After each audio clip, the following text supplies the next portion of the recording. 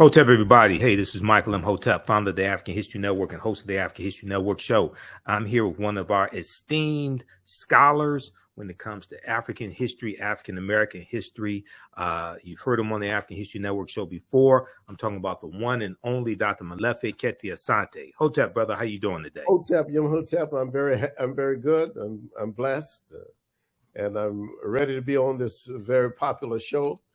Yes, we've certainly heard about your work and appreciate the work that you're doing. It's essential. Absolutely, absolutely, and as well as with you, man. And I've been inspired by you. Probably the first time I saw you on TV was on Tony Brown's Journal. Yeah, wow. Back in the early 1990s, man. You one of the few people who remember that. Oh, Tony had me on periodically. That's yeah. right. Tony Brown's Journal, and I grew up watching Tony Brown's Journal because my parents watched it. Yeah, so that's how I learned about him. Every Sunday, 4 p.m. I think it's 4 or 5 p.m. PBS here in Detroit. That's how I learned about you. I love it. All right. So, many people have seen the interviews I've done with Anthony Browder as well as Dr. Charles Finch, and we were talking about the documentary from executive producer Jada Pinkett-Smith. Is in the African Queens series. It's on Netflix, and the trailer dealing with the installment dealing with Queen Cleopatra VII caused a lot of controversy, a lot of Arab backlash, anti-African backlash, things like this. So it came out May 10th, 2023. I've seen it. And I thought it was fantastic. I know you did a lecture recently dealing with Queen Cleopatra, this documentary, and the Arab anti-Blackness backlash, things like this. So I want to have this conversation with you today on this topic. So let me ask you a question, brother. Have you seen this documentary yet on Netflix? I have not seen the documentary. Okay. So my issue is not the documentary per se. I mean, and I would like to see it. I mean, I'm not opposed to see it. I want to see it. Yes. But that's not the issue. The issue is, for me, a problem of racial hatred of African people, as expressed by the Arab indignation about an African woman playing the role of Cleopatra. That's the issue. The issue is it is time for African people to resist the incredible encroachment of Arab nationalism onto African culture and the attempt to erase African people from Africa's own history, particularly on the land of Africa itself. So it's a serious problem, and it's not just a problem of a movie. It is actually what's happening in Sudan right now. It's the same issue. I mean, the Arab stations are saying that Sudan is an original part of Arabia, of course. So this is what they're saying today, yesterday. So in Arabic, they are having a real strong resistance to Africa asserting itself.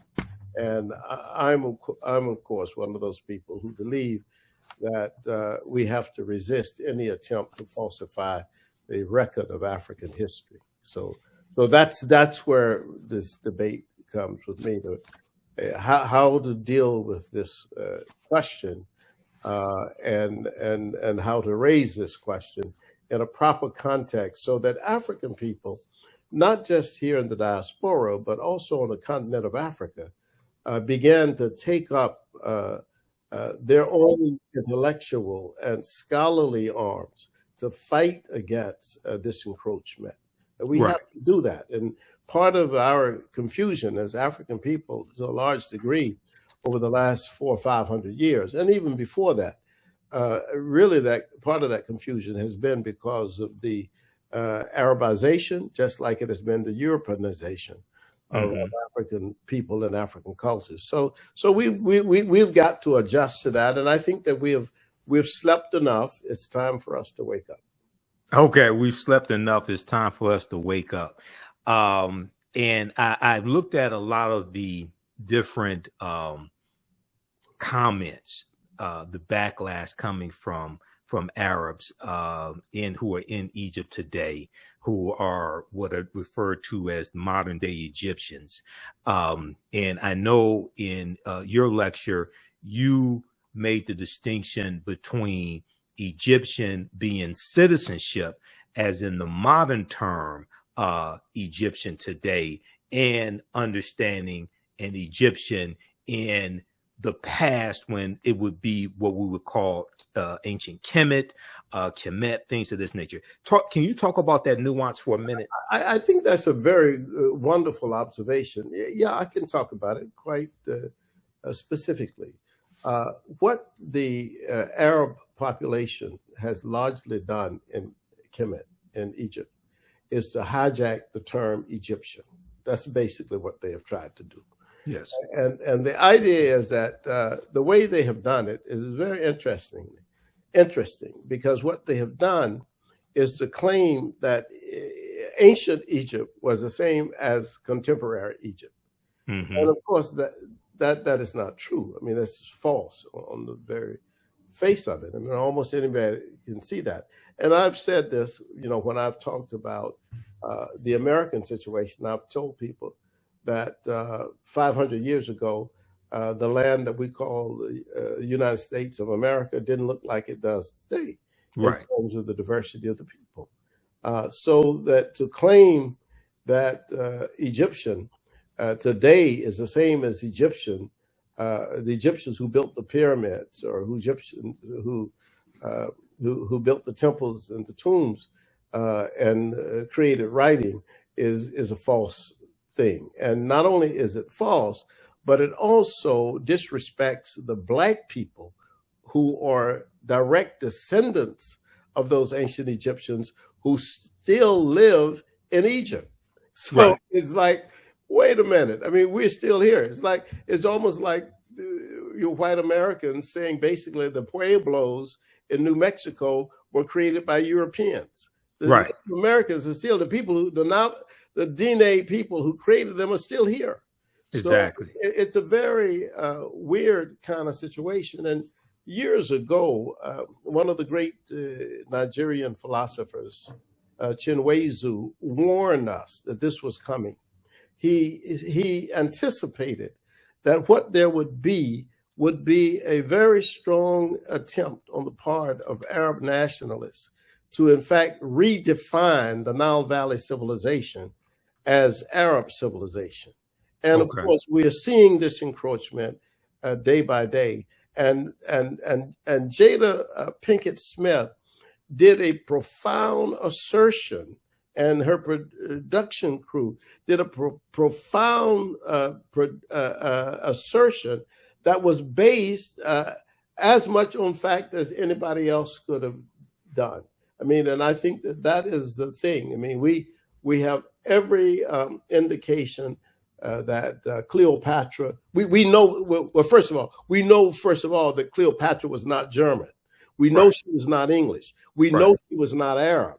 In fact, we know that we don't even have an Arab population in Kemet in large numbers until the 7th century, this era. So we know these facts. I mean, and you have a guy like Zahi Hawass, who basically is a salesperson. That's what I call him. He has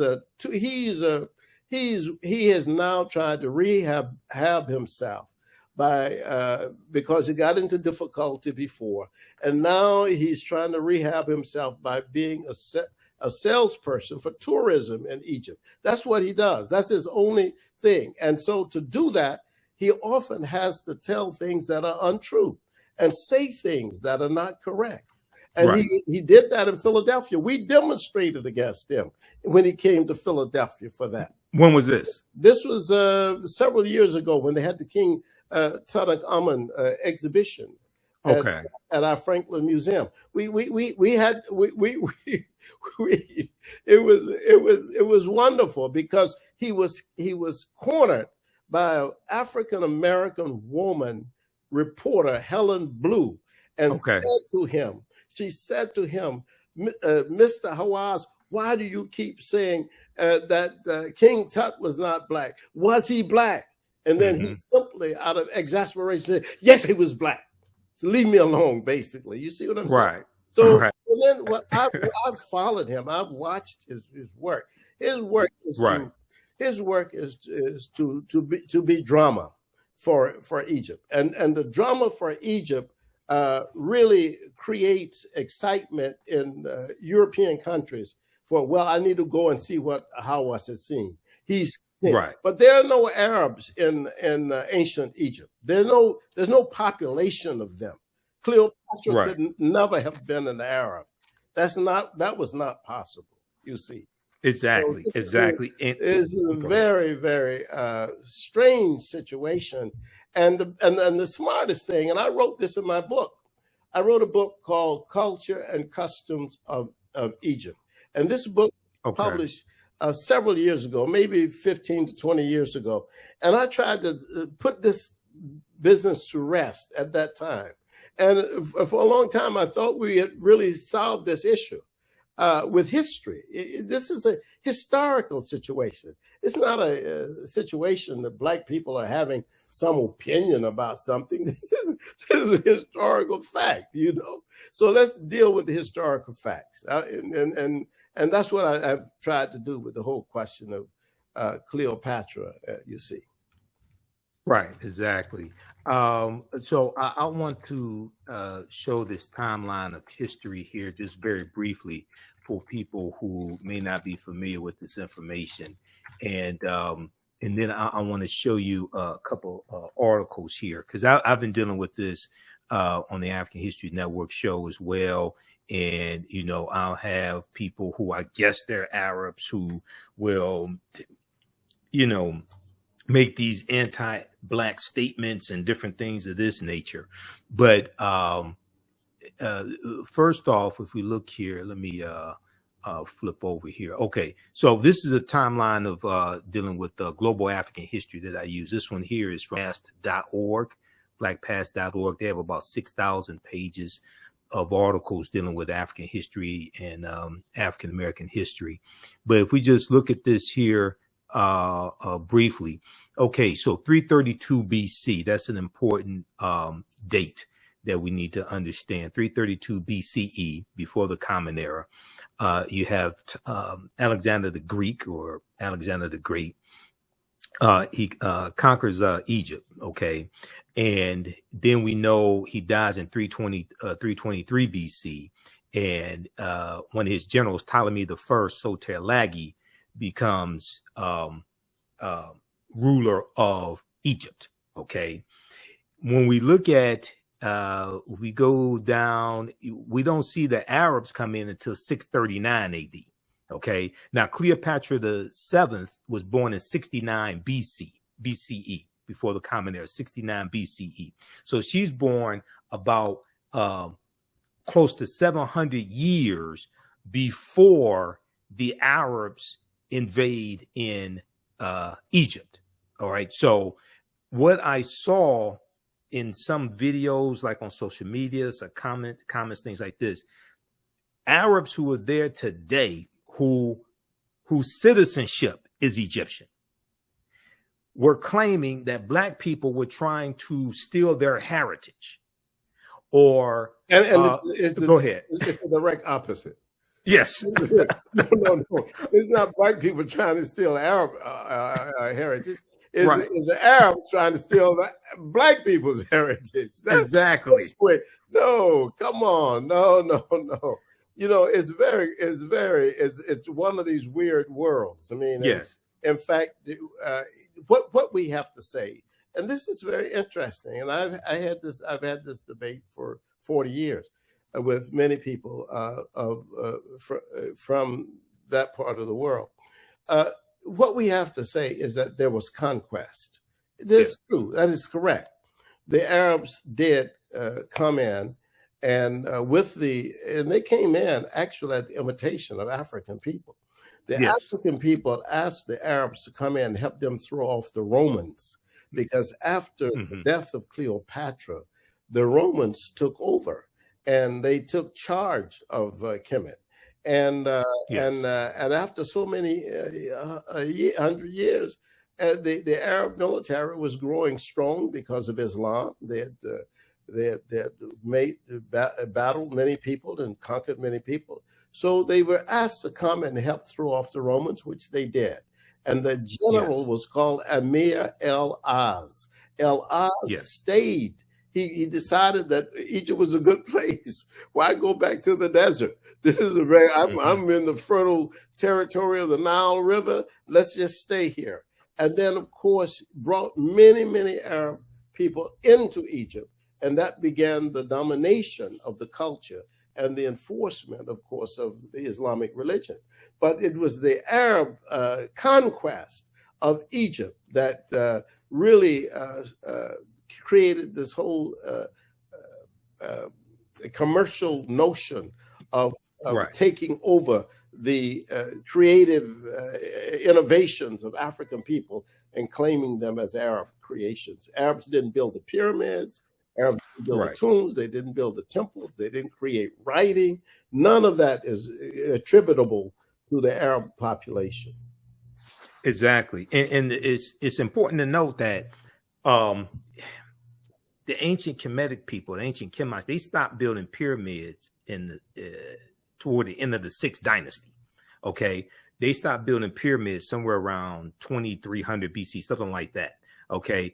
Long before the Arabs come in, long before the Romans come in, long before the Greeks come in. Absolutely.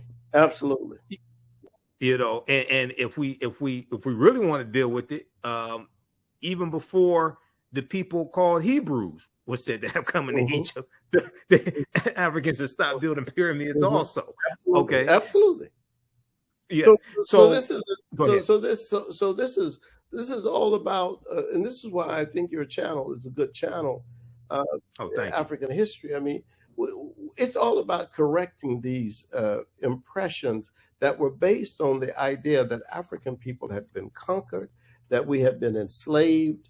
And so people took advantage of the situation that African people found themselves in.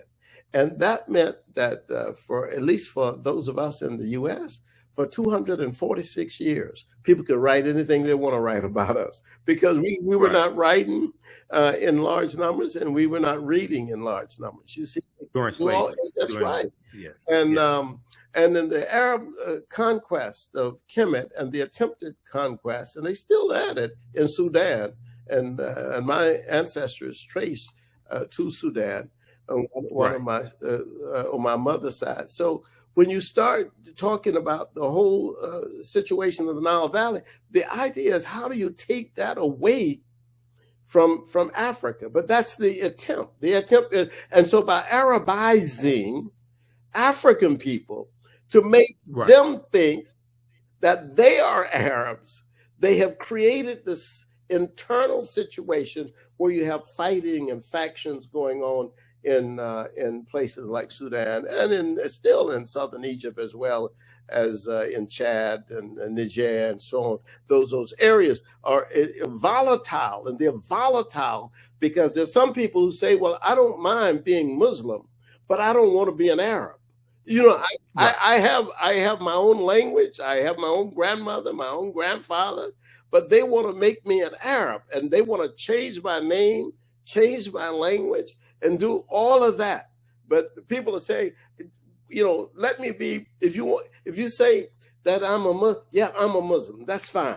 But don't make me an Arab. And don't say that I'm Arab. And don't punish me because I don't take your name or I don't use your language and so forth.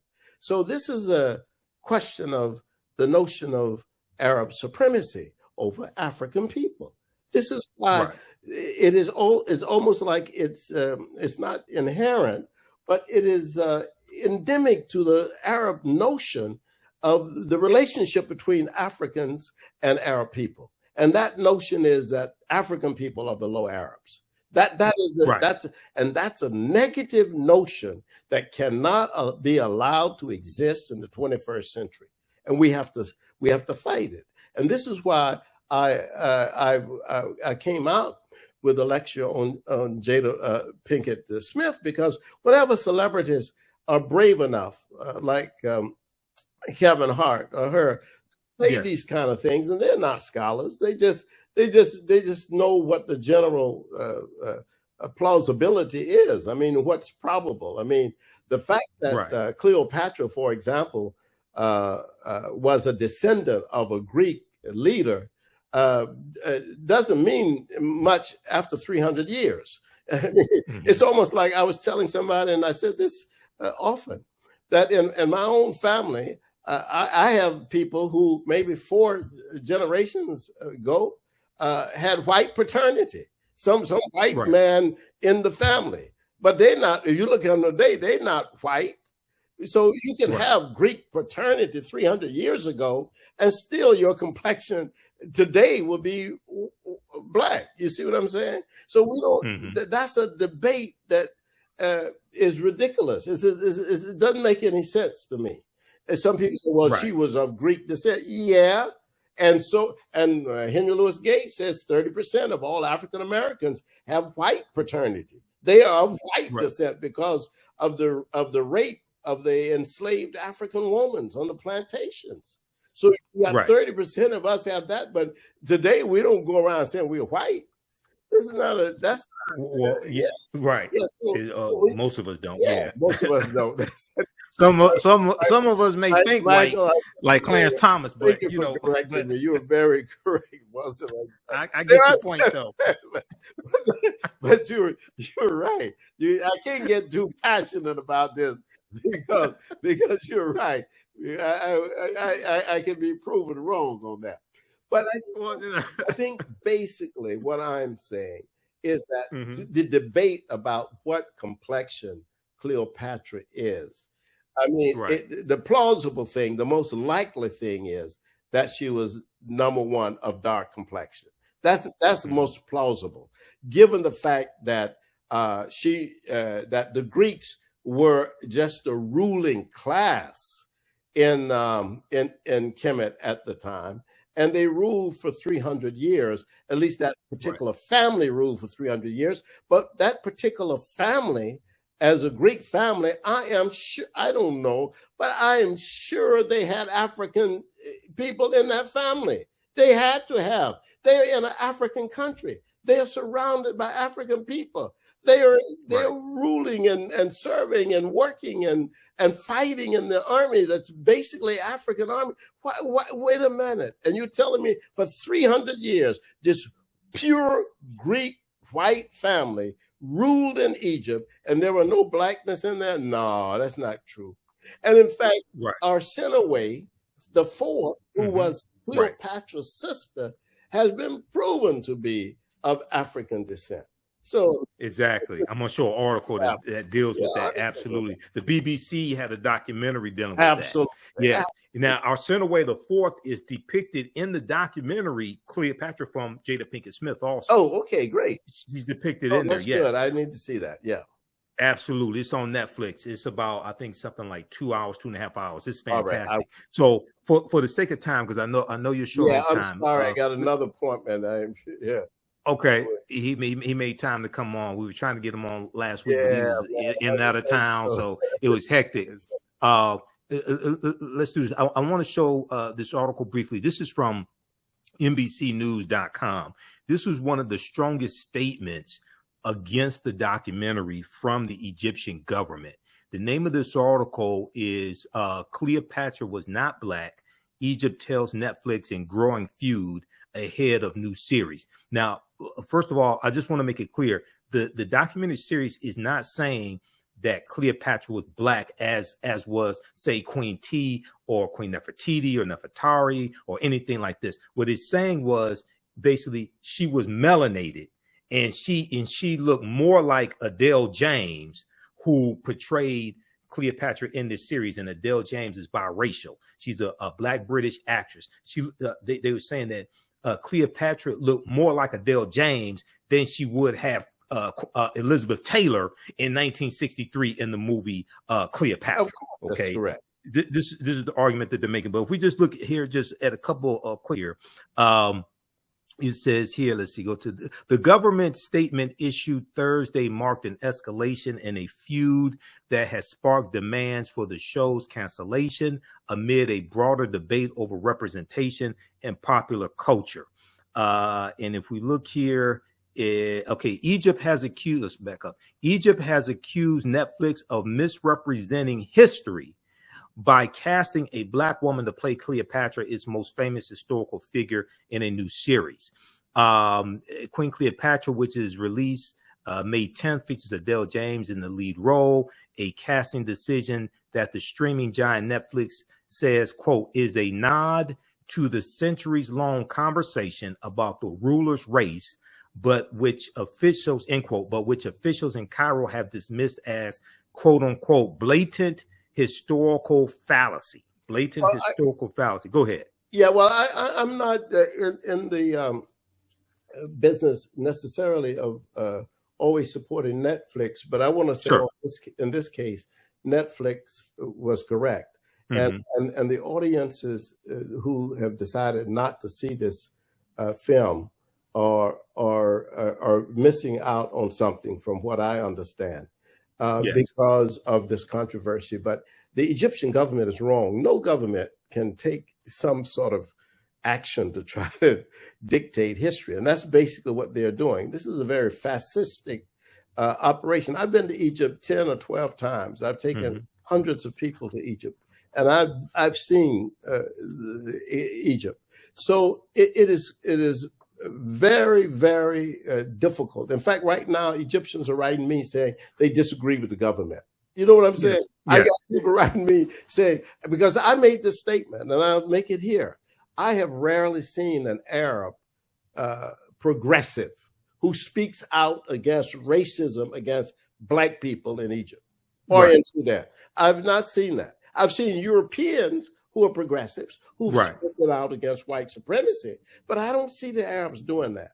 And so this Arab wrote me from Germany. Yes, I'm one of the ones who speak out, but I still have not seen any indication of this. You see, I haven't seen any real fact. So in this situation, Netflix is correct to take artistic license to do this, and they are more on a solid historical base and foundation than the Egyptian government, because the Egyptian government is simply trying to promote Arab nationalism against the historical Black foundation of the ancient Egyptian government. Right. And they're also trying to promote tourism as well. Absolutely. And tourism took a hit during COVID-19, but also their tourism has taken a hit with the Russian invasion of Ukraine as well. Absolutely, because the Russians were big people in the tourist business. When you would go, you would see a lot of the Russians. But now to say that that Cleopatra was Black, oh my goodness! The Europeans say, I'm not going to go to Egypt anymore. Yeah. Yep. Yep. Even just to have a biracial woman portraying her and just saying that Cleopatra had melanin is scaring the hell out of people. Yeah. Because the white imaginary of Egypt, of course, is, as you say, is white. Is white. It's 10 Commandments. 10 Commandments. That's right. And of course, even in the 10 Commandments, they don't have, at least they don't go with Cleopatra as an Arab. You see, they at least the Europeans put her in as an English woman, a British woman. So, but we still but this. Well, they show Nefertari. Absolutely. With Ramses, they show Nefertari as a white woman. Yeah, exactly. Absolutely. So this is what's going on. But I think we have to do a number of things. Maulana Karenga used to say that Cleopatra was basically unremarkable as a leader anyway. So it is a big controversy. But if you start talking about Queen Ty or Hatshepsut, we're talking about great leaders as well, great women who had power and who exercised power. So Beknefru and other women who were leaders in their own right, Amanarensis, the Nubian queen who stopped Augustus from taking over Nubia and so forth. So there are many, many other issues, but I think that this issue here is basically an issue that is anti-African. That's basically what it is. And I think that we just have to keep saying, look, no Arab was ever a pharaoh in Egypt. No Arab was ever could ever be Cleopatra, because that was not true. Even if you say she had Greek descent, she also most likely had African ancestry as well. And and then we also know that Arabic is not indigenous to Africa as a language. It's not. It's an African language now, just like English is an African language now, and French. But it was not an African language. Absolutely. This article here, because I was on KBLA 1580 AM, which is Tavis Smiley's radio station in Southern California. I was on this past Tuesday on the Danny Morrison show, and one of the things we talked about was this documentary series and some of the history of Queen Cleopatra VII, etc. This article here from the Washington Post was a really good article by Bethany Butler. Was Cleopatra Black? We're asking the wrong question. Now, one of the things I talked about this on Roland Martin Unfiltered, and some other shows I've been on, and in my interviews with Tony Browder as well as Dr. Anthony Finch. The racial classification of black and white are contemporary terms. Absolutely. Contemporary classification, 17th century, 18th century, things like this. Back at this time, 69 BC, they don't have those classifications. Absolutely. Okay? So it's just important to understand that nuance. But something very, we're trying to look at, a lot of people are trying to look at this history from over 2,000 years ago through the contemporary lens of race today. But something very important in this article is a statement from Jada Pinkett-Smith, and it's on Netflix's companion website called Tudum, Tudum. I think I'm pronouncing that correctly. It's on the third page here. I'm going to go to this because it helps clear up a lot of this confusion, because even in the documentary series, once again, they're not saying Cleopatra was black. More so, they're saying she wasn't white. Okay, so, but it's, let's see here. Pinkett-Smith told Netflix's companion website, Tudum, that the goal of African Queens, with the documentary series African Queens, which launched earlier this year, 2023, with a look at the 17th century ruler Nzinga, that was good also, that one, was to share underrepresented stories about historical women who were so powerful and were the backbone of African nations. She said, we don't often get to see or hear stories about Black queens, and that was really important for me as well as for my daughter, and just for my community to be able to know those stories, because these are tons of them, because there are tons of them, Jada Pinkett-Smith said. Comment on that for a minute. There's another quote that I want to get to. Go ahead, brother. Well, yeah, I mean, I think that she's definitely right. I mean, I don't, and I think that the whole question of what is, I mean, when you start talking about Africanity, the argument that is most likely to be sustainable is that Cleopatra was certainly an African woman. And, if you're in Africa for 300, your ancestors are in Africa for 300 years. Right. But you are culturally an African person. And I think that the ancient, Greeks were very interesting, because they did not try to appropriate Egypt at first. They learned from Egypt. They learned, and in fact, they wanted. In fact, Alexander himself. I mean, 300 years earlier than Cleopatra, wanted the oracles of Kemet to recognize him as one of the sons of God. I mean, this is very right. Alexander. Traditional, you see, yeah. So it's not. We don't have an argument with the Greeks, and even the contemporary Greeks don't argue these issues.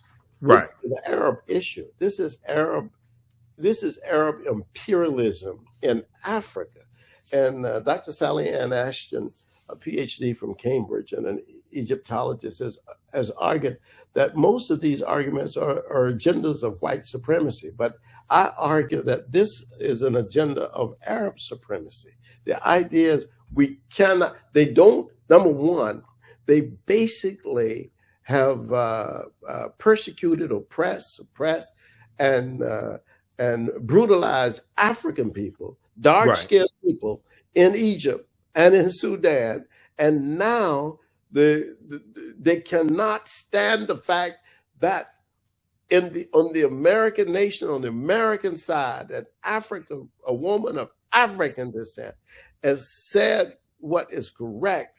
That, hey, wait a minute, I'm suggesting that this African queen is significant as an African person, and we come in all complexions. I mean, as right, we're the most diverse group of people on the face of the earth. I mean, right. In Africa, I've seen all kinds of people in Africa. You know, this is the African population is light, it's dark, it's brown, it's red, it's yellow. We have everything on the continent. And if exactly. you travel, they will see this. There's no argument. Why is there an argument? There's only an argument because this is a person who because Jada Pinkett-Smith has said, and her production people have said, look, this actress represents Cleopatra. And I think it's just as legitimate, more legitimate than having Elizabeth Taylor to do it. Absolutely. Lastly here, and then I'm going to give you a website and let you tell people how they can contact you. This is the article I was looking for. Now, this just came out May 12, 2023. CNN.com. Queen Cleopatra actress Adele James talks blackwashing, quote unquote, blackwashing. And in here, we scroll down, it talks about how her ethnicity is, now this is a statement from the producers of the documentary. Her ethnicity is not the focus of Queen Cleopatra, the documentary series, but we did intentionally decide to depict her of mixed ethnicity to reflect theories about Cleopatra's possible Egyptian ancestry and the multicultural nature of ancient Egypt. Okay, talk about that for a minute, because at the time, they even say this in the documentary, at the time that Cleopatra was born, the populations that are there in Egypt are the indigenous African people, the Greeks, and they also talk about Hebrews or Jews being there. I would not have written a statement like that because, you know, it's just like when I go to France, I mean, and I see a whole lot of African people in France, in Paris, but I wouldn't say, I mean, France is a white nation. You know what I'm saying? It's like you go to Australia, you see people from Asia and people from Papua New Guinea and everywhere, but Australia is a white nation. So ancient Kemet in 300 BC was a black nation. Yes, it was conquered by Alexander's army, and they imposed a Greek rulership over that black nation. Over a black nation, right? Yes, right. Don't confuse matters. It became more multi-ethnic later as more Greeks came, as later in the Romans era, the Romans, yes, and the Persians, and many people came. But the further you go backwards, the blacker the country is. Oh, correct. Yes, absolutely, absolutely. All right. I know you're short on time, brother. Tell people how they can contact you, and then we've got your website that I'm gonna pull up right here as well. Let people know how they can contact you if they want to bring you in to do a lecture or anything like that. All right. Thank you very much. All right, but let me tell you, you got my website, Molefi Kete Asante.com. Yes. And you can also see our lectures at our think tank, the Molefi Kete Asante Institute It's Okay. MKA Institute lecture series. And if you go to YouTube, you'll see our lectures as well. We appreciate you very much, Michael. Thank you. All right, brother. All right, brother. It's good to catch up with you. Good to talk to you again. Hotep. All right, Hotep. All right, brother. Peace. Peace. All right, everybody. He has to run. He has another commitment. Don't go anywhere. We have more information for you as well. And I'm teaching on Saturdays, I teach my online history classes as well. Ancient Kemet, the Moors, and the Ma'afa, understanding the transatlantic slave trade, what they didn't teach you in school. So we have a session of that coming up at 2 p.m. Eastern Standard Time today, May 20th, 2023. And we'll give you information about that. And we're going to do a free session of the class today. So you can register for that at our website, TheAHNShow.com. TheAHNShow.com. I'm going to post a link here, and you can register for the full 12 weeks. Actually, it's about 14 weeks this time around. You can register for the full 14-week online course. We deal with thousands of years of history and what leads up to the transatlantic slave trade taking place. And I do a PowerPoint presentation. We have book references, articles, video clips, etc. So that was Dr. Molefi Kete Asante that we just spoke with. And he was the he used to be the chair of the Afro-American Studies Department at Temple University in Philadelphia. He has written over 100 books dealing with African history, African American history, and probably about 500 articles or so as well. So he's one of our esteemed scholars. All right, how's everybody doing today? Share this broadcast on your social media platforms. Invite your friends to tune in as well. And go to our website, TheAfricanHistoryNetwork.com, TheAfricanHistoryNetwork.com. We have information dealing with our radio show, the African History Network show, our classes, all that there. If you want to support the African History Network, you can do so. $ the AHN show through Cash App, $ the AHN show through Cash App, also through PayPal, paypal.me/the AHN show. That helps us keep doing the research, keep broadcasting our Sunday night show. I'm on Sundays, 9 p.m. to 11 p.m. Eastern Standard Time, the African History Network show on 9:10 a.m. The Superstation WFDF here in Detroit. So you can support us. Cash App, PayPal. This is the interview I did with Tony Browder. Follow us on our YouTube channel, Michael Imhotep, IMHOTEP. But on Saturdays, I teach Ancient Kemet, one of the original names for Egypt, Ancient Kemet, the Moors, and the Ma'afa, understanding the transatlantic slave trade, where they didn't teach you in school. So the class is regularly $130. It's on sale $60. You can register for the full course. We do the sessions live. All the sessions are archived and recorded. So you can go back and watch them anytime, even a year from now, 2 years from now, you can go back and watch the entire course. Okay. We're going to do, so register for the full course. And then we also would do a free class session today as well. So we'll have that link available here in just a minute at our website, TheAfricanHistoryNetwork.com. Now on Sundays, I teach Black resistance movements from the Haitian Revolution, U.S. Civil War, Civil Rights Movement, and Black Power Movement. That class is 2 p.m. to 4 p.m. Eastern Standard Time. And we deal with history from 1800 to 1968. Okay. Fantastic class. We deal with history chronologically to understand what happened to us after slavery ended and what led up to the Civil War taking place. What were the laws and policies put in place after slavery ended? And what brought us to where we are today to understand where we need to go from here.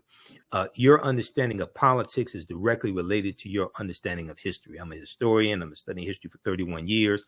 I'm also a political commentator as well. You see me on Roland Martin Unfiltered on Fridays. I was just on yesterday. So you see me on Roland Martin Unfiltered, as well as for Raji Muhammad's show, The Culture. And I'm there providing historical analysis and political analysis. All right. So give us a thumbs up, give us a heart, give us a like on this broadcast. We posted the link. You can register for these online classes. We also have a bundle pack, a course bundle where you can register for both classes for $80 is discounted. That's a $300 value, and you can register for both classes for $80 right now. You can also use this information with your children. I would say the content is PG-13. Okay. All right. Now, just to give you a brief overview of this class that I teach, it developed from a 4.5-hour lecture that I did in 2014 called Understanding the Transatlantic Slave Trade, what they didn't teach you in school. And it was that lecture was the culmination of about seven years of research. Okay. But when we study the transatlantic slave trade, we can't start studying our history in slavery. We have to deal with the 800-year occupation of Europe by the Africans known as the Moors. And we have to understand this history chronologically, what leads up to the transatlantic slave trade taking place. So we can't start in 1441 with the Portuguese going into Mauritania. We can't start in 1619 in Virginia, okay, or Hampton, Virginia. We can't start there. And it's also important to note that African people were in the land that we call the United States of America going back at least 51,700 years ago. Okay, so and you have to deal with the 800-year occupation of Europe by the Africans known as the Moors, because the Portuguese are the first ones involved in the transatlantic slave trade. The Spanish are the second ones involved. And Columbus is using nautical instruments that's based upon technology that the Moors introduced into Europe. And the teachings that the Moors take into Europe are going to bring Europe out of the Dark Ages. Okay. And the Moors are taking the teachings from ancient Kemet, ancient Egypt, into the Nile Valley region of Africa. And these teachings are going to save Europe. Okay. And if it had not been for the teachings from the Moors, probably millions more people would have died from the Black Death, the bubonic plague that hits Europe in spurts from 1347 Common Era AD to 1400. So this course not only deals with the transatlantic slave trade, but thousands of years of history that leads up to the transatlantic slave trade taking place. All right, so it's important for us to understand that African people are the original people of North, Central, and South America, and have been in the land that we call the United States of America at least 51,700 years ago. So we look at things. So there's about seven books that we use as a reference. And I show you excerpts of the book on the screen. You don't have to buy any of these books to follow along in class. There's about 80 articles that we'll look at. We show that to you on the screen as well. This book right here, The First Americans Were Africans, Documented Evidence, from one of my friends, Dr. David Imhotep. Many of you have seen the interviews I've done with Dr. David Imhotep over the years. His book is backed up by 713 footnotes and 7 peer-reviewed articles. On page 14 of his book, he deals with evidence. He deals with a discovery in Allendale County, South Carolina, that documents an African presence in the Americas going back at least 51,700 years ago. Okay. This was discovered by Dr. Albert Goodyear, who's an archaeologist at the University of South Carolina. They found 13 different types of evidence thoroughly documenting an African presence in the Americas dating back at least 51,700 years ago. They found artifacts, architecture, campsites, carvings, Egyptian writings, footprints in lava, genetic M174D haploid groups dealing with DNA and genetics. They found linguistics, paintings, skulls, skeletons, structures, and tools. They found 13 different types of evidence thoroughly documenting an African presence in this country going back at least 51,700 years ago. This is long before the transatlantic slave trade. This does not mean that the transatlantic slave trade did not happen. It means that African people were here in this land that we call the United States of America as well as in the Americas tens of thousands of years before the transatlantic slave trade started.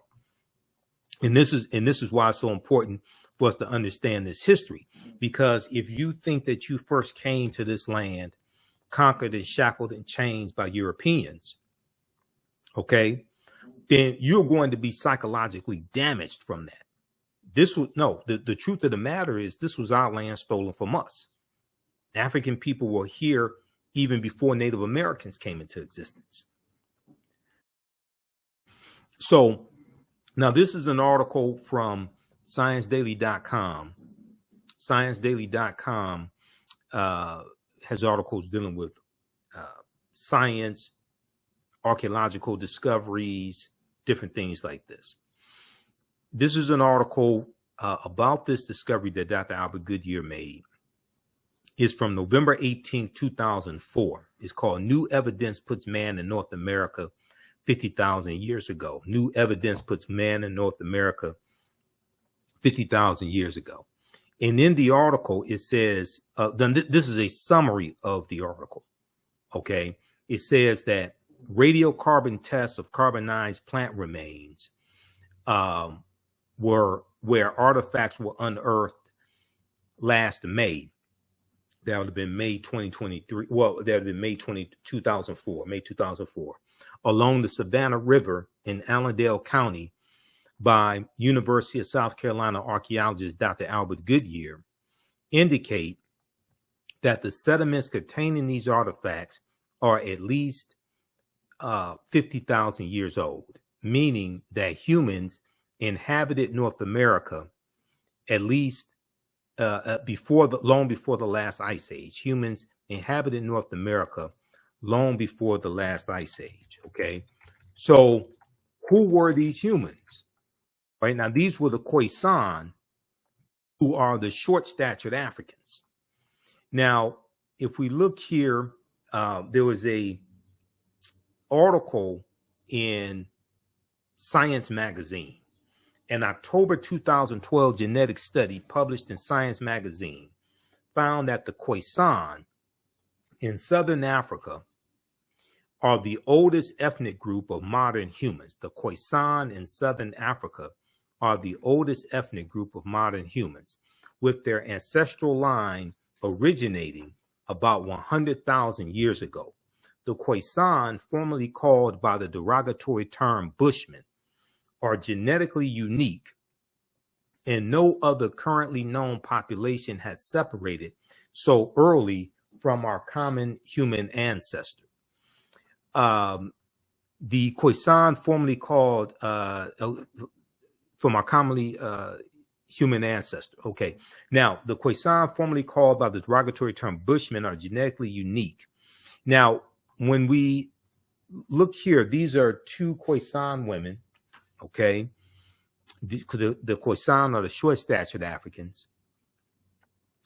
And there's a good article from AtlantaBlackStar.com that talks about the Khoisan also. The Khoisan live in Southern Africa in territory that is territory spanning Botswana, Namibia, Angola, Zambia, Zimbabwe, and South Africa. They are largely divided into two groups: hunters and gatherers, the Sans people, and keepers of the livestock, the Khoikhoi people. The Khoisan languages include the distinctive click sounds that are not found in the languages of their neighbors. So read the article from AtlantaBlackStar.com called 5 Ethnic Groups that prove the first humans were Black. Okay, so we go through and look at these different archaeological discoveries, scientific discoveries. We do that in the first 2 or 3 classes. This discovery here that came out in February 2010, this deals with on the Greek island of Crete. They found stone tools that date back 130,000 years ago. Stone tools that date back 130,000 years ago. And they said this is strong evidence for the earliest seafaring in the Mediterranean. Okay. And they said that this seems to push the history of Mediterranean voyaging back more than 100,000 years. Specialists in Stone Age archaeology say previous artifact discoveries had shown people reaching Cyprus, a few other Greek islands, and possibly Sardinia no earlier than 10,000 to 100,000 years ago. Okay, so the deeper they dig, the blacker the planet gets, the more research they do, the older we get. And what this is, when these different archaeological discoveries come out, what it's doing is causing all the scientists and archaeologists, etc., to push the timelines back, Okay. You know, Juvenile had that song back in like 1988, 1999, back that thing up. They keep having to back that thing up when these archaeological discoveries come out. There was one that came out in June of 2017 dealing with Morocco. Okay.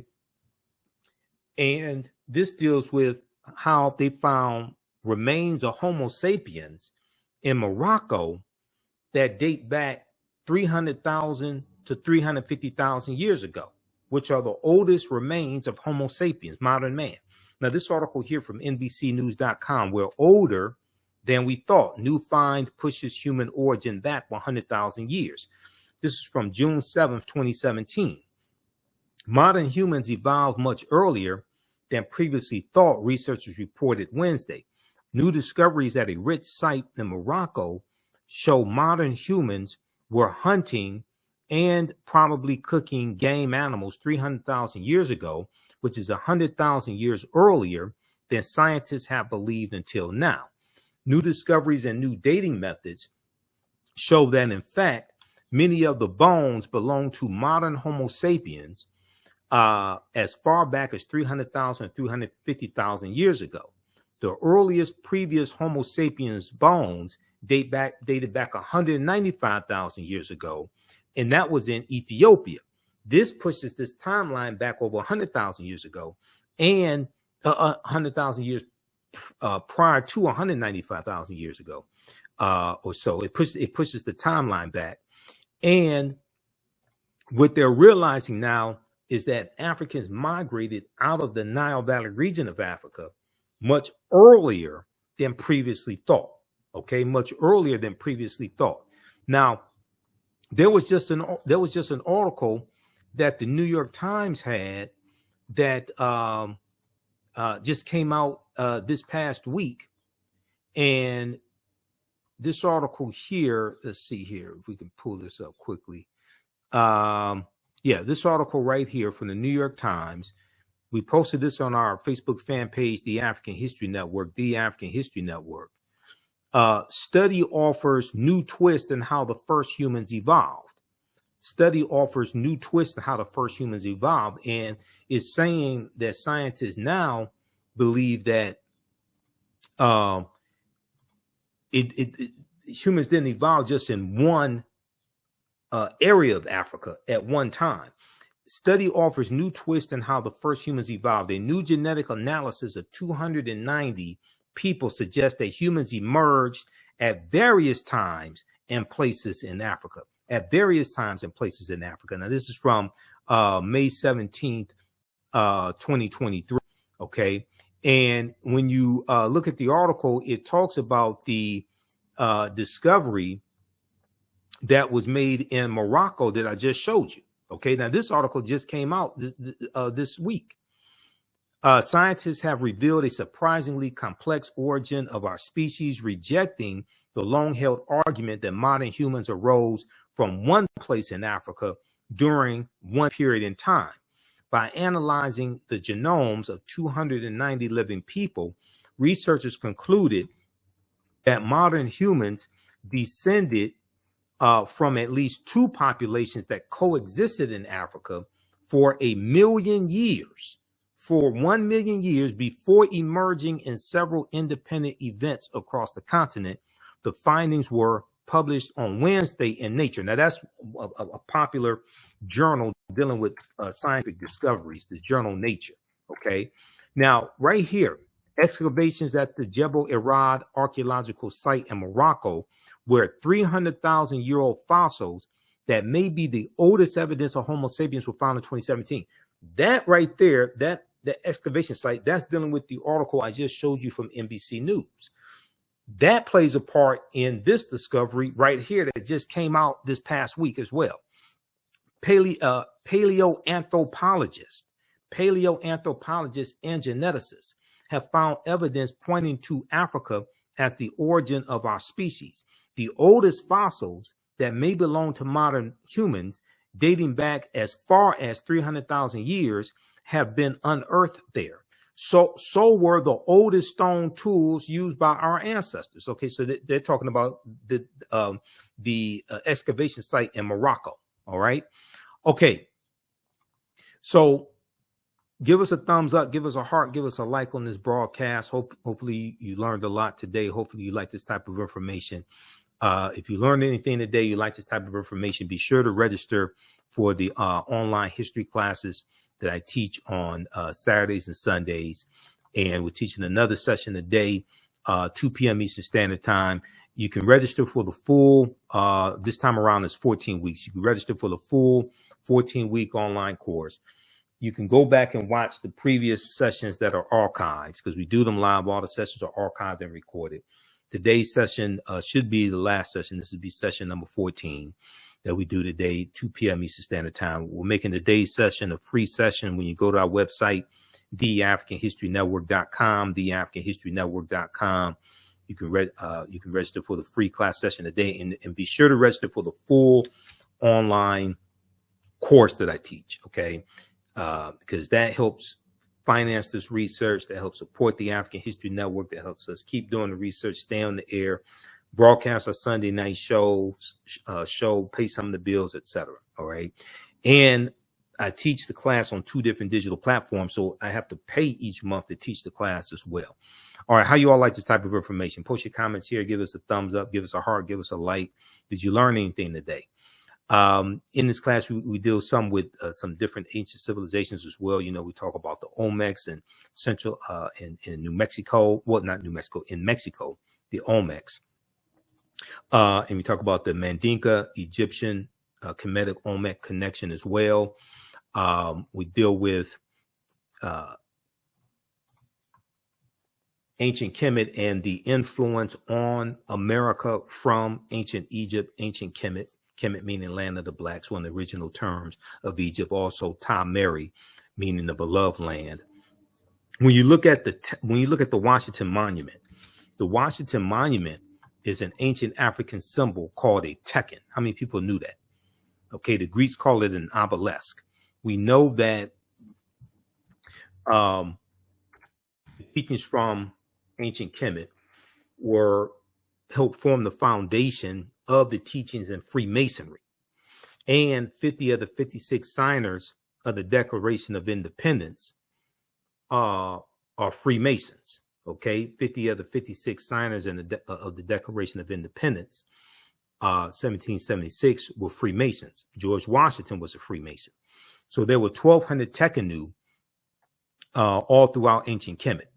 All right, today they're less than 12, it's somewhere about 7 or so. And they've been taken to places around the world. They've been taken to like New York City, London, England, Paris, France. Ancient Egyptians called obelisks tekenu, and they were used to tell the time in the past. Their pinnacles were basically covered in gold to reflect the sunlight. Historians say that obelisks represented immortality and eternity, and their long structure helped connect the heavens and the earth.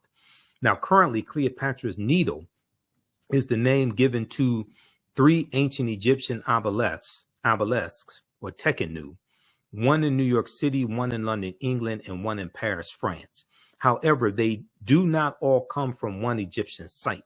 The obelisks in New York and London are carved out of red granite from the quarries of Aswan, a major source of stone for Egyptian antiquities. The 2 obelisks were commissioned by Nesubiti or Pharaoh Thutmose III, or Per-As, as Dr. Molefi Kete Asante said, was the original term that we would use. Nasubiti would be a term as well. Nasubiti Thutmose III for the Temple of the Sun in Heliopolis, near modern-day Cairo, with each weighing about 224 tons and standing 68 feet tall. So there's a good article from face-to-faceafrica.com from May 17th, 2022, about a year ago, called Cleopatra's Needle, How 3 Ancient Egyptian Obelisks Ended Up in New York City, London, and Paris. Okay, and the Tekken is a symbol that comes from the story of Asar, Aset, and Heru. Now, this may go outside the circumference of some people's awareness, who are also known as the First Holy Trinity. There were approximately 1,200 Tekkenu built in ancient Kemet, but only about a dozen are found in Egypt today. Many of the Tekkenu removed from Egypt are now in Istanbul, Turkey, London, England, Paris, France, Berlin, Germany, New York, Rome, Italy, Vatican City, and elsewhere throughout the world.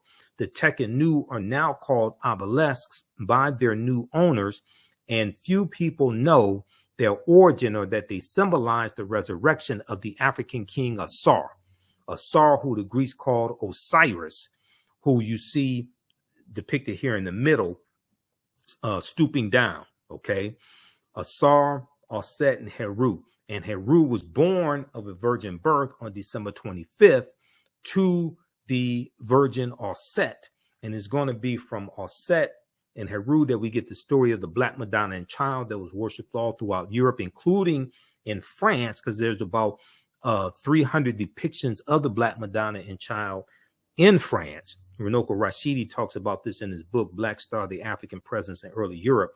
From the Black Madonna and Child, we get the decolorized version in the story of the White Mary and Jesus, the decolorized version. But you have to understand where that all comes from. Okay, now somebody asked a question about the class. So we have the information on the homepage of our website, TheAfricanHistoryNetwork.com, TheAfricanHistoryNetwork.com. Let me go back to it. So the full online course is on sale, $60.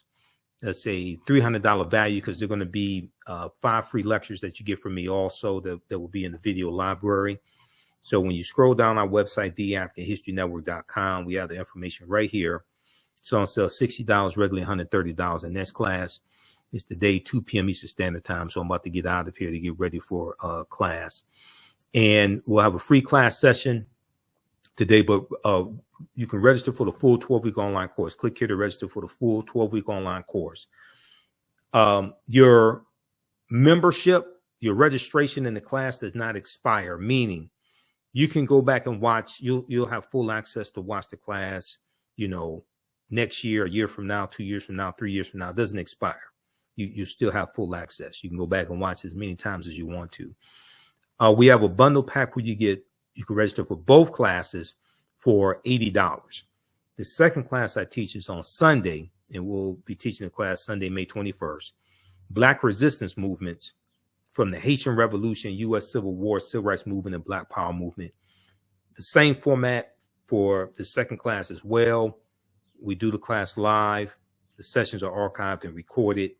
You can go back and watch it anytime. You don't have to worry about being in class at a certain time or anything like that. Okay. And we have a live chat where a text chat where you can ask questions in class also.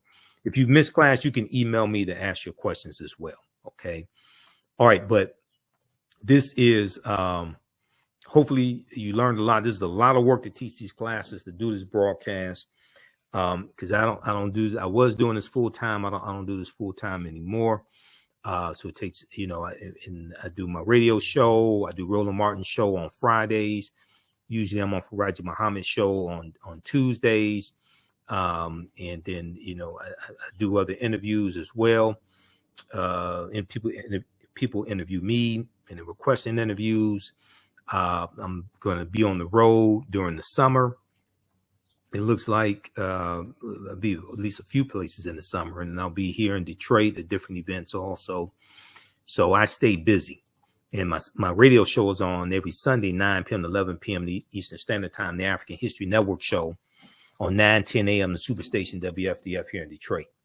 Now, the word Mason is derived from the Latin words mass and sun. Mass and sun. Mason means child of light and expresses the desire to pursue light, the desire to pursue light, which is a metaphor for the sun, which symbolizes knowledge. The term child of light, or sons and daughters of light, was first used to identify students who had completed 42 years of study in the temples of ancient Kemet, ancient Egypt. Many Masonic temples were modeled after the temples of Kemet, places where light or knowledge was imparted in a series of steps or degrees. This comes from page 18 and 32 of Egypt on the Potomac by Tony Browder. And I just interviewed Tony about 4 weeks ago, and we were talking about why Nile Valley civilization matters, why Nile Valley civilization history matters, and we talked about Queen Cleopatra a little bit as well. The concept of going to an institution of higher learning and getting your credentials in a series of steps or degrees comes out of Africa. That comes out of the Nile Valley region of Africa, especially ancient Kemet. That comes from us. Okay. What you do for yourself, what you do to yourself, and what you allow other people to do to you and get away with is based upon what you think about yourself. What you think about yourself is based upon what you have been taught about yourself. What you've been taught about yourself is based upon everything you've read, heard, and seen about yourself. So this is the type of information that changes the way we think, feel, act, and behave, and ultimately changes our results. It has a transformational impact on our mindset when we come into the knowledge of this, and we combine African history with economic empowerment and political empowerment. Okay. When you see that pyramid principle that I show you that Dr. Lyndon Jeffries and Professor James Small talk about, I'll show that to you in just a minute. Now, Masonic temples are considered houses of light or temples of learning. The term Mason means child of light. Okay. And the term Mason is a direct reference to the highest degree of the ancient Kemetic education system. The 33 degrees of instruction within Freemasonry represent a fraction of the 360 degrees of instruction that comprise the ancient Kemetic or ancient Egyptian system of education. Yet, with less than 10% of the wisdom of ancient Kemet, Freemasons have held positions of influence and power throughout the world for over 200 years. They learned less than 10% of what the ancient Africans knew, and they've been able to basically conquer the world. This comes from page 33 of Egypt on the Potomac by Tony Browder. All right, so we go through our history and we look at different periods of history. We look at understanding what are patron saints. We look at, we go through history chronologically. Okay. We look at the Moorish influence on Europe. Even when we look at something like center class, and center class, or center class is Dutch. It is St. Nicholas. Center class means St. Nicholas. And center class is the religious figure that the secular figure of Santa Claus is based upon. But center class had a sidekick named Jada Pinkett, Black Pete, and Black Pete was a Moor. And in one of the versions of the story, Black Pete was center class's slave.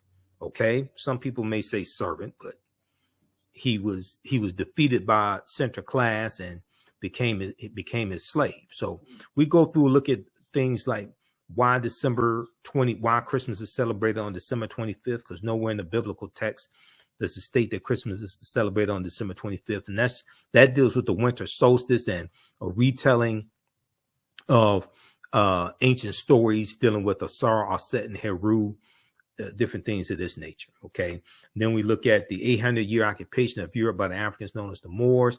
We look at different civilizations like that of Carthage, okay, different empires like that of Carthage, the Carthaginians, Hannibal Barca. We look at Nubia as well, Axum, etc. We deal with the film Black Panther, okay, because for instance, Black Panther represents, you see 11 different African cultures infused in the movie Black Panther. Ruth Carter was the costume designer. Ruth Carter studied 11 different African cultures for 6 months. And we see this represented in the film Black Panther. Bast, the panther deity, Bast is based upon Bastet. Bastet was a netter who was worshipped in the form of a lioness. Okay, she was an African Egyptian goddess worshipped in the form of a lioness and later a cat. And she was a netter of warfare in Lower Kemet, Lower Egypt. She was worshipped as early as the Second Dynasty around 2890 BCE, before the Common Era, or BC. Okay, so the film Black Panther is a powerful movie, the first one and the second one. There's so much African culture and history that we see represented in the movie. And then we go through and we look at the Moors going into Europe as well in 711 AD, and who are the Moors and the impact that the African Moors had on Europe and what they're taking into Europe. George G.M. James, in the book Stolen Legacy, said that the Moors were the custodians of the ancient Egyptian mystery system. And the teachings that the Moors take into Europe are going to bring Europe out of the Dark Ages. These are some actual slides from the class that I teach. So I created all the slides. I put together the curriculum for both classes. I've been studying history a long time. We talk about 711 AD. General Tariq ibn Ziyad goes in and conquers Spain, the Iberian Peninsula, and the Moors are going to settle in the southern portion of what today we call Spain. Okay, and he's going to he and his cavalry, they're going to conquer. They go into the Spanish city of Toledo, and they are going to end the European dominance of the Iberian Peninsula, because it's under the control of the Vandals and the Visigoths at this time. This is who he's fighting against, especially the Visigoths. This is who he's fighting against and defeating. Okay. All right, so we'll deal with the history of the Moors, and we'll see how the transatlantic slave trade evolves. And it starts with the Portuguese, and then we see the Spanish are right behind them, and we're going to see that Christopher Columbus greatly extends the transatlantic slave trade, and because of his 4 voyages and the territory that he conquers. And these areas that he conquers have never recovered from being conquered over 500 years ago by Spain. Okay. He goes into the Bahamas, Cuba, Hispaniola. The western third of the island of Hispaniola is where Haiti is. He goes into the West Indies, Puerto Rico, Jamaica, Trinidad, Venezuelan mainland, South America, Panama, Honduras, etc. Okay. So we see the conquering of the Taino and the Arawaks, things of this nature, the conquering of the Soboni, the conquering of these Native Americans in these areas like Jamaica and Hispaniola. We're going to see Africans being brought in to these areas around 1501 or so.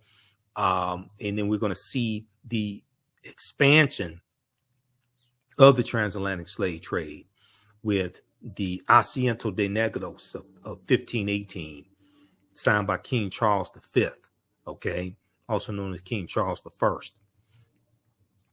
I. And the role that Bartholomew de las Casas plays, who was a bishop who traveled with Columbus on many of his voyages, Bartholomew de las Casas, okay. And the importation of black slaves to work in the Americas was the inspiration of the Spanish Bishop Bartolome de las Casas, whose support of black slavery was motivated by humanitarian concerns. He wasn't necessarily concerned about the Africans, even though he is going to regret his decision to recommend that the Africans be enslaved. He is going to regret that decision and work the rest of his life to end the slave trade. But it's a little too late. It's a little too late now. It's exploded. African slaves were first brought to the New World shortly after its discovery by Christopher Columbus, or unconquering. Upon his arrival in the Bahamas, Columbus himself captured 7 of the natives for their education, quote unquote, their education on his return to Spain. However, the slave trade proper only began in 1518, when the first black cargo direct from Africa landed in the West Indies. So when they look at 1518, they're talking about the Asiento de Negros, signed by King Charles V. Okay, now the transatlantic slave trade goes back to 1441, then start in 1518. But some timelines or some maps that you look at will look at 1518 as a starting point. They're really trying to, I would argue they're trying to minimize the severity of the damage and try to cut out about 60 years of the transatlantic slave trade. Bartolome de las Casas argued that the enslavement of Africans and even of some whites, proving that in the early period, slavery did not operate according to exclusive racial demarcations, would save the indigenous Amerindian populations, which were not only dying out, but engaging in large-scale resistance as they opposed their excessively harsh conditions. As a result, King Charles V, King of Spain, agreed to the Asiento de Negros, or slave trading license of 1518. He signed this August of 1518, which later represented the most coveted prize in European wars, as it gave to those who possessed a monopoly in slave trading. You can't talk about the transatlantic slave trade and not talk about the Asiento de Negros. How many people have never heard of the Asiento? How many people have never heard of Bishop Bartolome de las Casas? You can't talk about the transatlantic slave trade and not talk about the Asiento. This is just a fraction of the type of information that I deal with in these online courses that I teach, that I put together the curriculum, I put together the content, develop the slides, all of this. Okay. So if you learned anything today, visit our website, TheAfricanHistoryNetwork.com. You can use this information with your children, use this with your family. Register for the online courses right now. We have the bundle pack for only $80. You get this class and my second class that I teach on Sundays, Black Resistance Movements from the Haitian Revolution, U.S. Civil War, Civil Rights Movement, and Black Power Movement. And we'll see you in class today, 2 p.m. Eastern Standard Time. Remember, and also you can support the African History Network another way, $ the AHN Show through Cash App, $ the AHN Show through Cash App, and through PayPal, paypal.me/the AHN Show. So we have the information right on the homepage of our website as well. And so this helps us keep doing the research, stay on the air, keep broadcasting. I'll be on the road some this summer, speaking in different cities or expos, etc. So I'm trying to line that up as well. So this helps cover expenses, things of that nature. All right. So if you learned anything today, definitely support us. Follow us on our Facebook fan page, The African History Network, The African History Network, and our YouTube channel, Michael Imhotep, IMHOTEP. Remember, right now it's correct wrong behavior. It's not over till we win. Wakanda forever. And we'll see you in class today, and I'll see you on the radio when I'm on Sunday, 9 p.m. to 11 p.m. Eastern Standard Time. Talk to you next.